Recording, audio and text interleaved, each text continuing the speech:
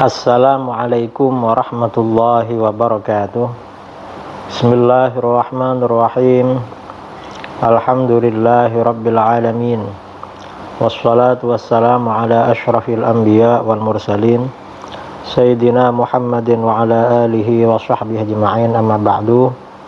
Saudara-saudara kaum muslimin dimanapun Anda berada, khususnya di Indonesia dan Malaysia, edisi kali ini membicarakan pertanyaan dari saudara kita, Ustadz Yunan bin Abdus Samad, pengerusi Ikatan Ilmuwan Ahli Sunnah wal Jamaah di negeri Pahang, Malaysia. Beliau mengajukan dua pertanyaan.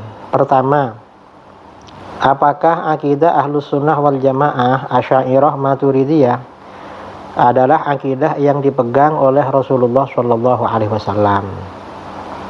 Jadi maksudnya begini pertanyaan ini, apakah akidah Asy'ariyah Maturidiyah itu mengikuti ajaran Rasulullah Shallallahu Alaihi Wasallam? Iya, betul memang. Dari sekian banyak aliran yang ada, yang paling istiqamah, konsisten mengikuti ajaran Rasulullah SAW, para sahabat dan ulama salaf itu Asy'ariyah Maturidiyah. Imam para ulama ya, misalnya Imam Tajuddin As-Subki dalam Tabaqat Asy-Syafi'iyah Al-Kubra, atau Sayyid Murtada Az-Zabidi dalam Ithaf As-Sadah Al-Muttaqin, atau juga Al-Hafidz Ibnu Asakir Ad-Dimashqi dalam Tabyinu Kidhbil Muftari.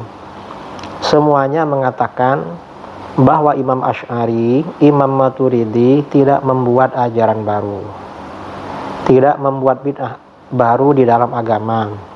Mereka berdua hanya menetapkan, menyebarkan, membela, mempertahankan ajaran baginda Rasulullah Shallallahu Alaihi Wasallam, ajaran para sahabat dan ajaran ulama salaf.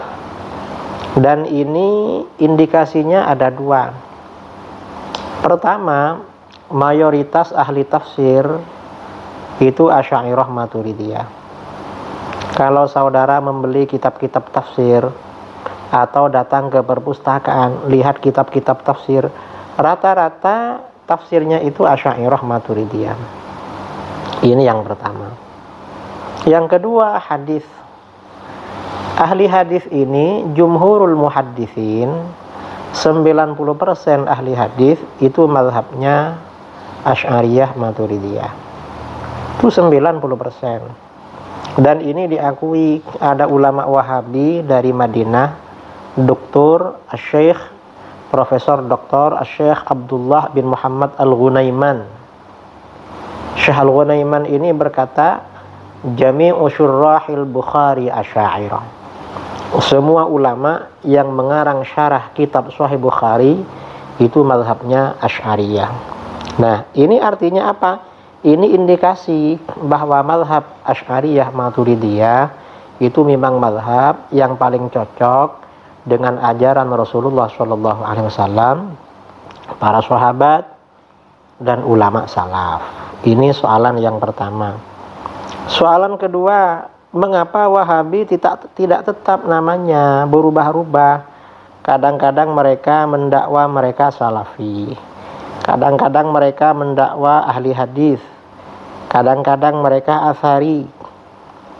Mengapa Wahabi ini kelihatan mengalami krisis identiti yang teruk, krisis identitas yang buruk? Wahabi ini memang aliran yang jual nama.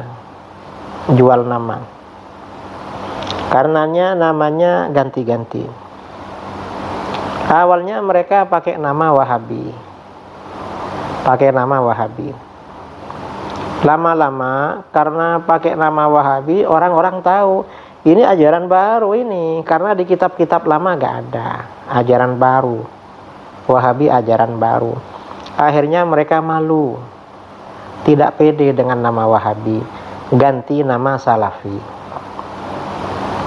Setelah ganti nama Salafi, ternyata disanggah lagi sama orang.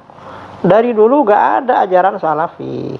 Sampai ada ulama dari Syria, Syekh Muhammad Sa'id Ramadan Al-Buti, menulis kitab bertajuk As-Salafiyah Marhalatun Zamaniyah Mubarakah La Madhabun Islami.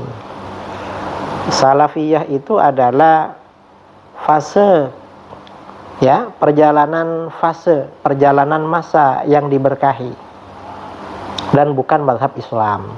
Mengapa? Karena ulama salaf beda-beda memang pendapatnya. Banyak perbedaan pendapat di kalangan mereka. Ini Wahabi kok ngomong salafi, kan ngawur namanya. Lama-lama Wahabi ganti nama Ahlul Hadis. Setelah ganti nama Ahlul Hadis, malu lagi. Mengapa? Mayoritas ahli hadis itu Asy'ariyah Maturidiyah.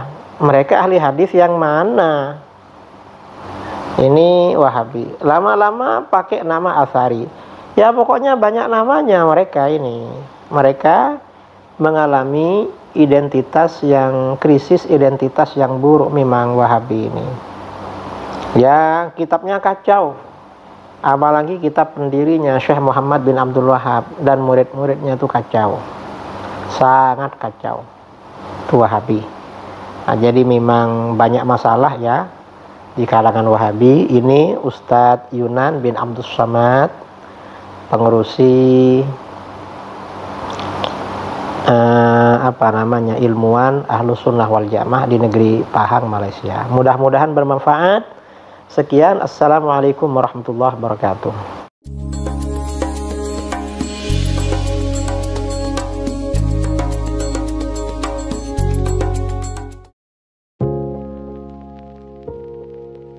Assalamualaikum warahmatullahi wabarakatuh.